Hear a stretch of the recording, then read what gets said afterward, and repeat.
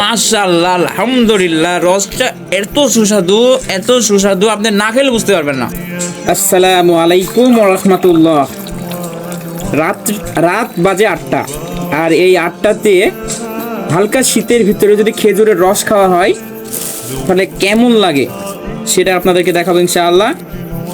শীতের রসের সাথে খাজুরের রসের সাথে এই যে হচ্ছে মুড়ি, মাশাআল্লাহ। এই যে হচ্ছে মুড়ি দিয়ে শীতের রস, খেজুরের রস শীতের ভিতরে কেমন লাগে আপনাদেরকে ইনশাআল্লাহ আমি খেয়ে জানাবো।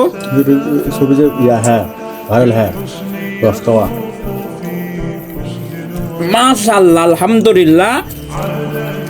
ফ্রেশ, অথেন্টিক, নির্ভেজাল রস, এত সুন্দর।